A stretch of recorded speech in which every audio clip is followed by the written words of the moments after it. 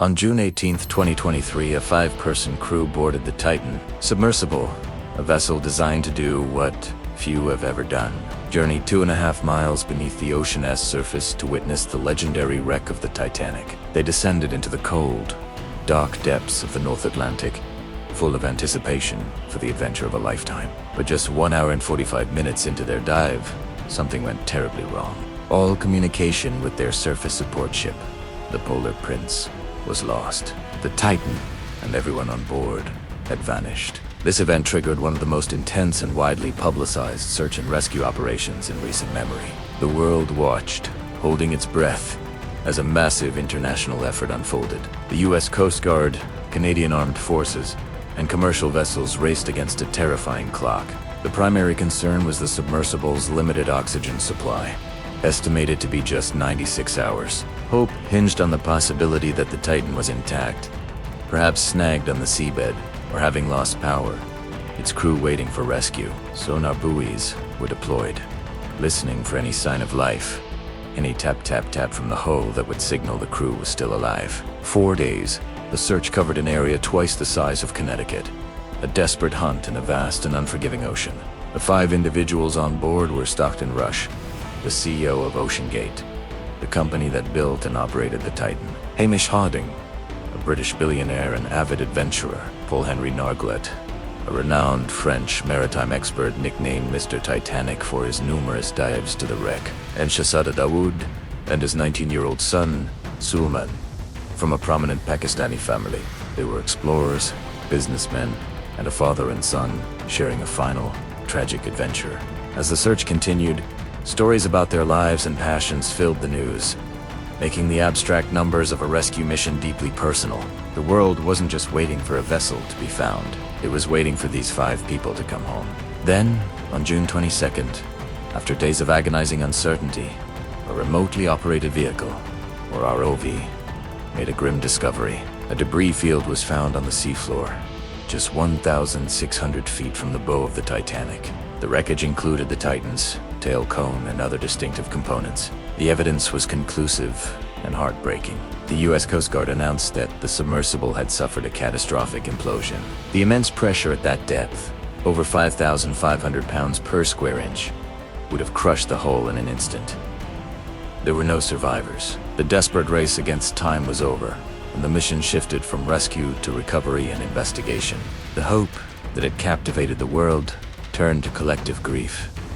So what exactly went wrong? As investigators began piecing together the events, scrutiny quickly fell on the Titan's unconventional design. Unlike most deep-sea submersibles, which use a solid titanium or steel sphere for the pressure hull, the Titan employed a novel combination of materials. It had a cylindrical hull made of 5-inch thick carbon fiber, capped at each end by titanium hemispheres.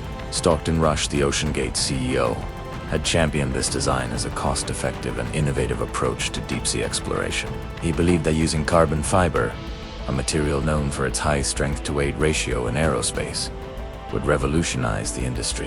However, many experts in the deep-sea exploration community had voiced serious concerns long before the tragedy. They warned that carbon fiber's properties under the repeated stress of extreme deep-sea pressure were not well understood.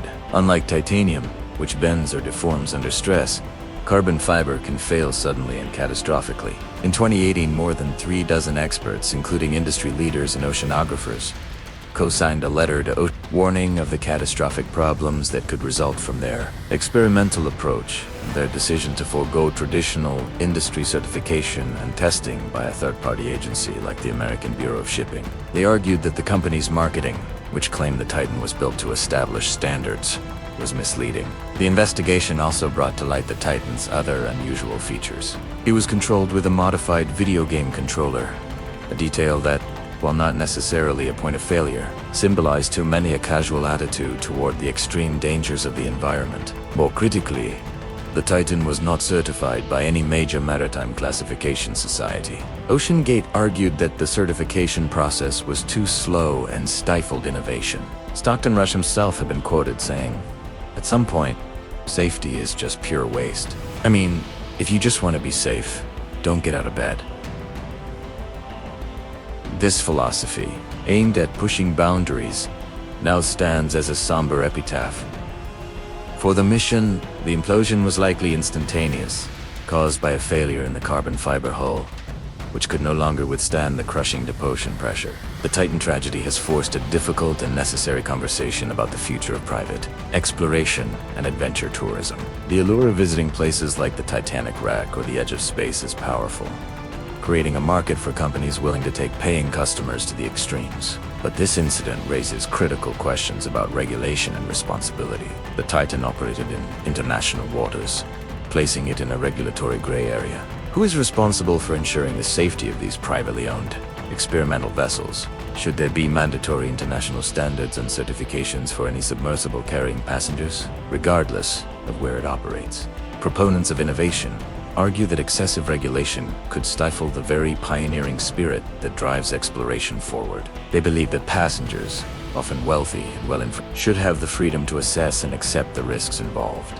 However, critics countered that the potential for catastrophic failure, which can trigger massive, publicly funded search and rescue operations, makes it a matter of public interest. The line between acceptable risk and reckless endangerment is now at the center of the debate. The legacy of the Titan will undoubtedly be a re-evaluation of the rules governing the final frontiers on Earth, balancing the human thirst for adventure with the unforgiving realities of the natural world. The loss of the Titan and its crew is a modern tragedy that serves as a stark reminder of the immense power of the ocean and the inherent risks of exploration. It's a story of ambition, innovation, and ultimately, a fatal miscalculation. While the desire to explore and push the limits of human experience is a noble one, this event underscores the critical importance of caution, rigorous testing, and respect for the unforgiving environments we seek to conquer. The 5 souls who were lost on that journey to the Titanic have now become a permanent part of its solemn history, a cautionary tale that will be told for generations. Thank you for watching. If you found this video informative, please consider liking and subscribing for more content. Stay curious and stay safe.